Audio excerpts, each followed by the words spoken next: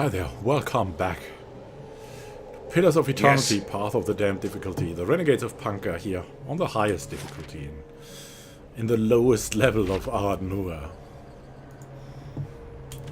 We're going to go deeper here, guys. Deeper and deeper. And there's probably a dragon somewhere here, as there are a lot of Xorips. And yeah, I don't know if there's a dragon or not, because I'm playing this blindly.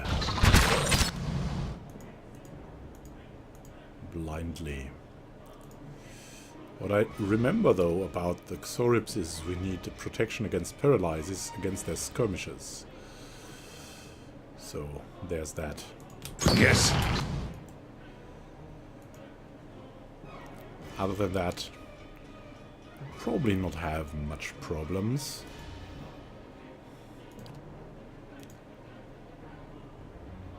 We can just... Hey there. For the standard, so to say. Arthur! Yeah, we're free again. You can also cast these buffs after the fact. And you'll be freed.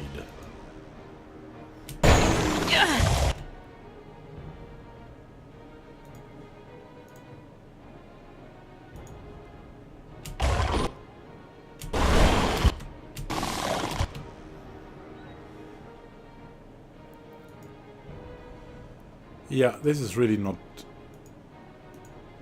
a dangerous fight for us, so I'm not going to commentate a lot on the fight, as the fight is not going to be decisive or something. Spot on. Theoretically, we could just attack. So I think we should do that to save resources. Spot on. Xorips are no problem to us anymore. As you wish. There's white Adra again. And here, warm air pulses through the aperture. Rubies, very valuable as well. So we have no shortage of money. Shh. From here on, we should proceed slowly. Sapphires, also very, very valuable. And here, an emerald.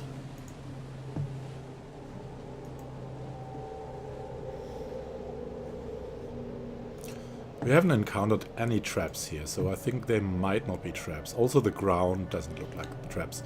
Traps you may find usually in sort of civilized looking areas, right?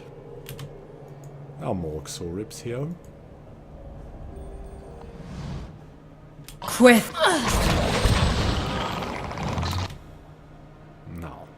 Now let's do something. Let's daze them. Go for the arcane assault.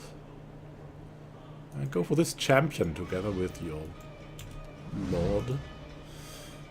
Kevava can go here. I'm here. That's for my friends!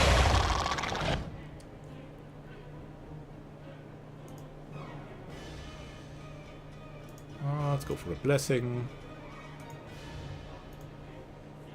And more arcane assaults. Lavaru, be up! I love the pathing in a negative way. I hate the pathing, actually.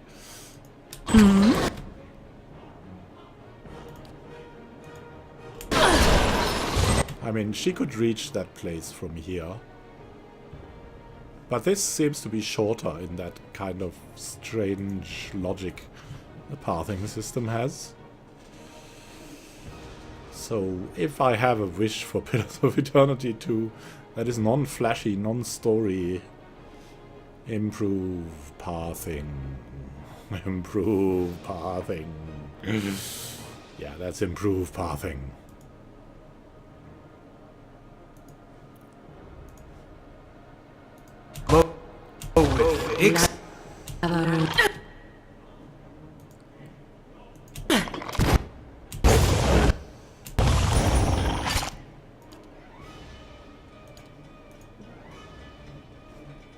Ah, there's a high priest behind.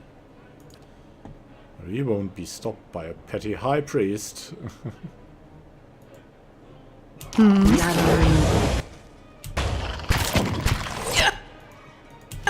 Attack the high priest.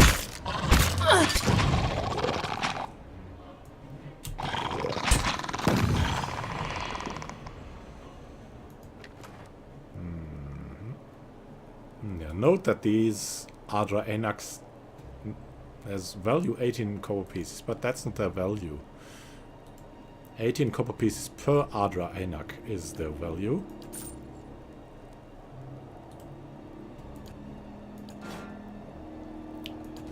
Oh, I really like that concept. Sharp eyes and keen ears. There's different currencies in a role-playing game, even if they do not have to mean something specific, or you have just a special point where you can use them or something. I really like that they can be worth something and be added to your coin. It adds some kind of flavor that many modern streamlined RPGs are missing. Right, this is absolutely not streamlined, right? Would you have a currency that you never use? But you use it because it's calculated to your standard currency that is called currency.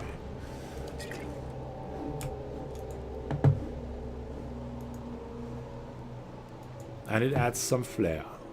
You find some old coins. And what's here? The stairs ahead have crumbled away, leaving you at the edge of a dark pit. There's the dragon. There's the master below. You'll have to proceed down carefully. Climbing back up might be difficult. But we're okay. I mean, we're pretty dexterous and stuff, so we shouldn't fall down. We also have that hook and the rope. The progress is slow, as the rocks shift precariously under your grip and footing, but you're able to maintain your handhold. You pick your way carefully down the craggy wall and piled stones, and eventually find yourself at the bottom. And what is I'll take a there peek. at the bottom? There is nothing. I killed a suck. Okay, let's go back. No! Someone actually has put a torque here. And some dead bodies are also here. And... oh god. Oh god, something glowing. Oh, it's the dragon. Ah, calm down. We've made peace with a dragon before, like that sky dragon, you remember? Ooh, this is an Adra dragon, and he looks pretty malevolent. From under a cloak of gloomy shadow, lit only by the sickly hues of the Adra statue, emerges what can only be a dragon. Vibrant, living Adra plates its hide, and the movement of its great joints is like grinding of boulders. The dragon stretches itself up to its full height, its horns looming like towers, and then it lowers its head, turning a sharp and intelligent gaze upon you. Here you are, nearly at the heart of the world. What a journey you have made. In rumbling, lilting cadence of growls and hisses the dragon speaks. Its teeth gleam like ivory spears. What, you are the master below, then? Yes, the master below. You have found her. Kadnua is mine, as is all that lies beneath it. A laugh like rolling thunder echoes through the caverns. You hear the clatter of debris as stones shake loose from far above. And now you don't have a fortress anymore. No, I mean... crazy. How fortunate you are to learn such well-guarded secrets. All it has cost you is your life. But we want to know things before you take our life, good dragon. What is this place? All that remains of a dead man's greatest wish. A grand memorial, or merely a sorry little tomb. More than Ardnua's precious son are buried here, of course. Many more. It is where the Adra veins converge, before descending into the hollows of the world. The dragon rakes her claws across the dirt. That is what calls you all down here in the end, though it lies now beyond reach. Do you feel it now that you are so close? That pull towards transformation? So you are the one they spoke of all this time. That's, of course, it is her. I would rather not fight. Is there a possibility? That is your way, isn't it? To bandy words instead of blows, to negotiate, to compromise. There are no sweet words that will save you here, godlike. We've each come to our limits. I can't let you leave. You'll have every dragon hunter for miles down here trying to make a name for themselves. And you, well, you can't go any farther. This is the end.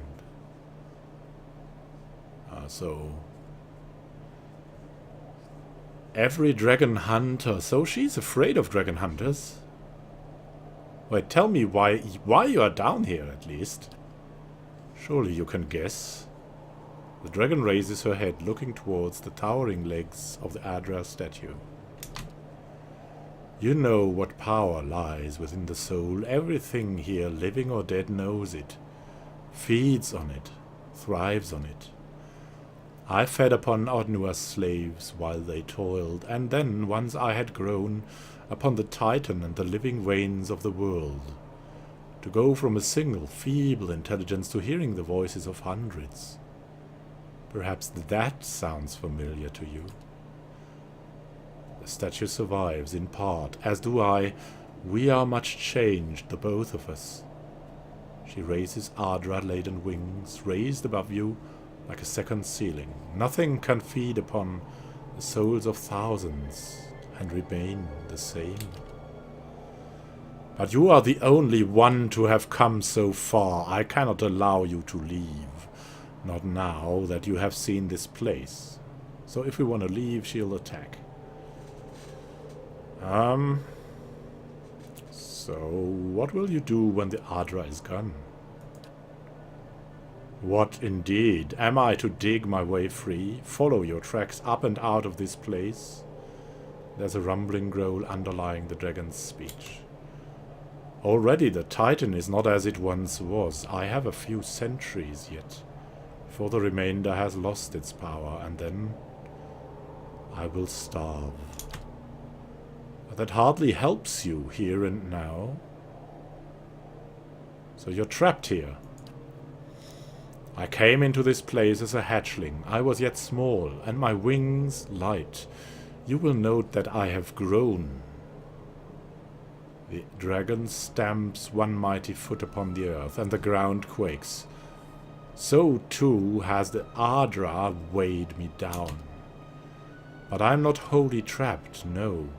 The mind wanders, and like your ciphers, I can cast myself beyond the limits of my bones. Only my reach is far greater than theirs.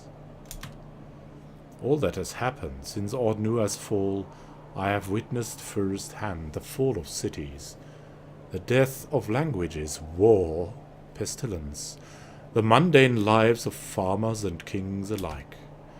Entire days I have lingered in the low consciousness of people 100 leagues apart, but in time, always, the body calls. And here I return, the endless tide of treasure hunters, Adnua's sorrow. I have observed 100 lives upon the surface, and all are dear to me. But the flesh reigns.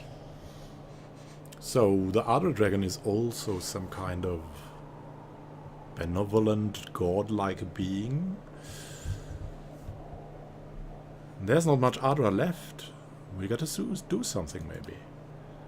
No, and in time I, like all who walked these paths, will die as well. Is there no way to free you, great captive? Do you mean to dig me free? There may be a way, if you are willing. The dragon eyes you with curiosity. I cannot send the whole of my soul afield, not at once.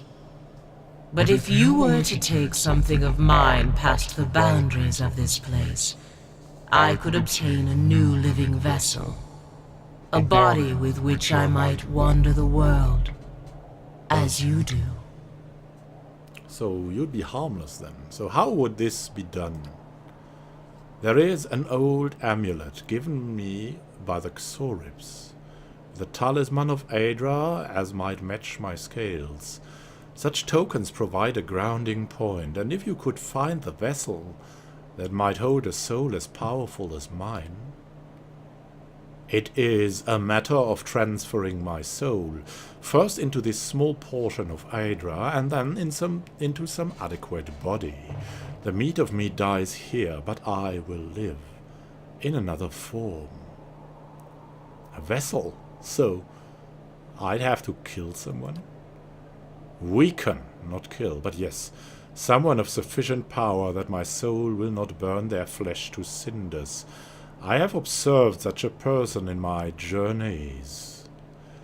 There is a dragon hunter, Falan Roed, who has girded her soul. Against such threats I would be lying, godlike, if I said I did not also enjoy the irony of it. She lingers at the shrine of Galawain within the scorched forest, the Black Meadow. Perhaps she means to rekindle that fading sense of victory. The dragon's love sends vibrations through your sternum. And what will you do in this new body? The dragon looks up toward the dark upper reaches of the cavern. I know not. Live out a final story? Everything which occurs to me once I am free. All right, you will be free then. Yeah. I understand. You will not do it as anyone says, and probably as you're not captive anymore, you don't have to be that monster. And also, we don't really like dragon hunters. They're hunting down great individuals for some gold from the masses, so I will help you. Then take the amulet. You will need to convince her by some means to place the amulet about her neck. With that conduit between us, I will have the means to displace her soul and gain my freedom. But first you must return to the place where you slew your predecessor. Set that scale upon the Titan's hand, and I will then move my soul within it, once you are out of reach. Know this, I will not be easily betrayed, nor will mere stone contain me if I do not wish it. Very good. Yeah, well, what have we gained now? The Dragon's Amulet. Oh, we have taxes collected. We've earned a lot. Very nice. And Lover's Light completed. That's interesting. That's a nice fade-out story for this longer episode. Lover's Light. For the last 2 years, sailors on the Grace of Shamena have seen a pair of lights dancing over the waves late at night. Those who have come close have reported hearing 2 women's voices singing a song of unparalleled beauty. Some believe they are the souls of Alessa and Palan, ill-fated lovers from a century ago who were cast out of Ansensi by a mob and driven from the cliffs to their death. Ansensis Duquesne condemned the mob's actions, but the unsympathetic Songreta Ducala did little to punish the offenders. Since the rumors about the lights have spread, romantic valiants have gone to the cliffs or even rowed small boats out from the shore at night to catch a glimpse of the spirits. Ansensis' new duke is doing his best to curb the behavior, but he believes the only true remedy will be putting the spirits to rest. No small task, given when and where they appear. The priest of Ondra and a crew of greedy sailors were all it took to row Adair out to the spot where Alessa and Palan's ghosts were singing. Unfortunately, the chaos of the storm overturned the small boat. Adair, the priest, and the sailors were all plunged deep into the grace of Xiamena. Miraculously, most of them emerged in a great sea cave near Bada. Though the entrance of the cave was hidden from the surface, the interior held wonders that had not been seen for generations. Sunken warships, trade vessels, and remnants of the unlucky travelers that had fallen victim to the grace in the past. Adra and the ragtag group discovered a tribe of survivors that had persevered in the caves through cannibalism and limited raiding. The extensive time in the cave had left them unintelligible and wild. Though some attacked the crew of the recently sunk boat, Adra was able to scare the others off. Eventually, the group found their way to a pile of bones that contained the remains of Alessa and Perlan. The Ondrite priest buried their pair together and performed a service over their bodies. They were probably eaten by these cannibals. With that, the spirits retreated from the world and toward the beyond. Copper Lover's Ring we gained. The Silver Lover's Ring. And a lot of experience. Let's see. Swap Endurance. 100 Endurance transfer. What? All right. Interesting. So, thank you for watching for now. Next time we'll try to find that fallen droid. Or how was she called? The Black Meadow. Fallen Roed. Yeah. So thank you for watching. Happy gaming to you. See you in the next episode. When we help a creepy dragon.